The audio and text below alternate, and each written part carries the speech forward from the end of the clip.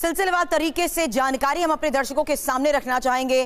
कह लीजिए मर्डर की ये पूरी टाइमलाइन आपके सामने है। जब रात 10:36 का ये वक्त था, अतीक और अशरफ पुलिस जीप से उतरते हुए भी नजर आए थे और 10:37 का ये वक्त जब अतीक और अशरफ पर ताबड़तोड़ फायरिंग होती रही और 10:37 का ही वो वक्त जब गोली लगते ही अतीक और अशरफ जमीन पर गिर पड़े और उसके बाद देखा गया कि कैसे 10:39 का वो वक्त था जब हमलावरों को पुलिस पकड़ने में कामयाब रही थी। गिरफ्तार हो चुके थे ये हमलावर। फिर 11:52 का वो वक्त जब पुलिस कमिश्नर क्राइम सीन पर पहुंचे और 11:53 का वक्त अतीक के इलाके चकिया में कड़ी सुरक्षा को लेकर महत्वपूर्ण खबर आई।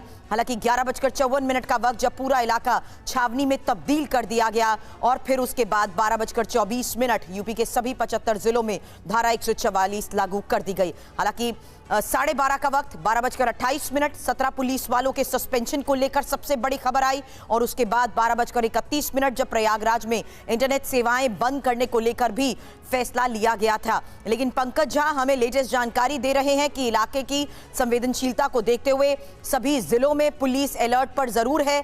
अब फिलहाल क्या इंटरनेट सेवाएं बंद रखने का फैसला लिया गया है? क्योंकि शुरुआती जांच के तहत कई महत्वपूर्ण फैसले पंकज जी लिए जा रहे थे, लेकिन अब जांच के और माहौल को देखते हुए पुलिस की क्या कोशिश है? नहीं, आप शुरुआत में इस तरह की चीज़ें सोशल मीडिया पर वायरल हो रही थी कि इंटरनेट सेवा बंद कर दी गई है, लेकिन जब मुख्यमंत्री कार्यालय से इस बात की जानकारी ली गई तो वह इस तरह का कोई फैसला नहीं हुआ है। किया ये गया है कि कुछ इलाकों में जहां जहां तनाव बढ़ सकता है वहां ये मुस्तैदी रखने को कहा गया है। वहां पुलिस को कहा गया कि आप फील्ड में रहें, लगातार कॉम्बिंग करते रहें, लगातार गश्त। पंकज जी, मैं आपको रोकना चाहूंगी, जल्द आपके पास लौटती हूँ। शिवांग का मैं रुख करना चाहूंगी, हलचल हमें वहां पर नजर आ रही है। Over to you Shivang. देखिए, ये धूमनगंज थाने के बाहर इस वक्त हम मौजूद हैं और आप ये जो लंबा चौड़ा काफिला देख रहे हैं, ये जो यहाँ के तमाम वरिष्ठ पुलिस अधिकारी हैं उनका ये काफिला है। यहाँ पे बाकायदा वो पूरी एक तरीके से अपनी गाड़ियों में बैठ के मार्च निकाल रहे हैं और जायज़ा ले रहे हैं पूरे इस इलाके की सुरक्षा के इंतज़ाम का। तमाम गाड़ियों में पुलिस के जो बड़े वरिष्ठ अधिकारी हैं वो यहाँ पर मौजूद हैं और कम से कम 20 से 25 गाड़ियाँ यहाँ पर आप देख सकते हैं पुलिस के निकलते हुए दूर तक जो है इस पूरे रास्ते में, पूरे प्रयागराज के अंदर हर चौराहे पे, हर गली मोहल्ले को इस तरीके से पूरा स्कैन किया जा रहा है कि कोई भी जो है वो गलत वारदात जो है वो अंजाम ना ले सके। शहर में कहीं ना कहीं निश्चित तौर पे एक पैनिक का माहौल रात में क्रिएट हुआ था, लेकिन अगर आज सुबह की हम बात करें सुरभि, तो कहीं ना कहीं नॉर्मल हलचल नज़र आती है।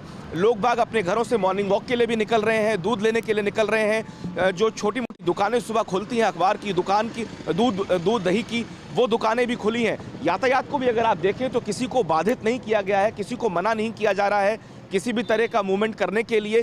तो कहीं ना कहीं ऐसा प्रतीत होता है कि सरकार की और प्रशासन की सुरक्षा के लिहाज से भी ये कोशिश है कि एक तरफ सुरक्षा तो दी जाए, लेकिन हालात को सामान्य करने की कोशिश भी सरकार और प्रशासन की ओर से की जा रही है। बिल्कुल, सीएम योगी आदित्यनाथ ने एक एक जानकारी इस पूरे हत्याकांड, सबसे बड़े शूट आउट के बारे में ली है और यही वजह है पंकज जी, मैं बार बार आपसे यही जानने की कोशिश कर रही हूं, लाइन ऑफ इन्वेस्टिगेशन के तहत किस तरीके से सीएम योगी आदित्यनाथ की तरफ से अब पुलिस को निर्देश दिए जा रहे हैं। इंटरनेट सेवाओं के बारे में खबर आपने साफ कर दी कि ऐसा कुछ नहीं होगा, इंटरनेट सेवाएं बंद नहीं की जा रही हैं, लेकिन सभी जिलों को लेकर किस तरीके से अलर्ट है यूपी पुलिस और यूपी सरकार?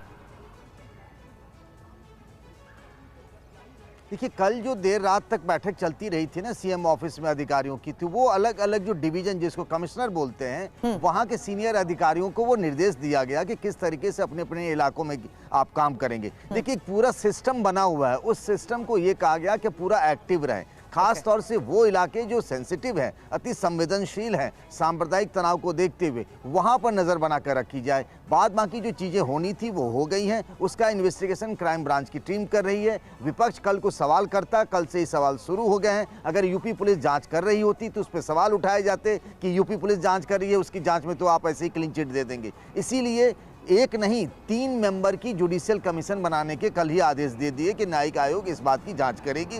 तो सरकार ने कल ही से अपने प्रीएम्प्टिव मेजर्स लेने शुरू कर दिए हैं। हाँ, ये सवाल बहुत अहम है कि कैसे पुलिस कस्टडी में जो अतीक और अशरफ की हत्या इतनी आसानी से कर दी जाती है, वो एक सवाल बना हुआ है। उसी वक्त की आपकी एक रिपोर्ट दिखाना चाहूंगी, 11:35 का वो वक्त। पंकज जी, एक रिपोर्ट आपकी दिखाते हैं कि उस वक्त हालात क्या थे, अस्पताल के बाहर की स्थिति क्या थी। उसके बाद जल्द आपके पास लौटती हूँ। ये रिपोर्ट देखिए।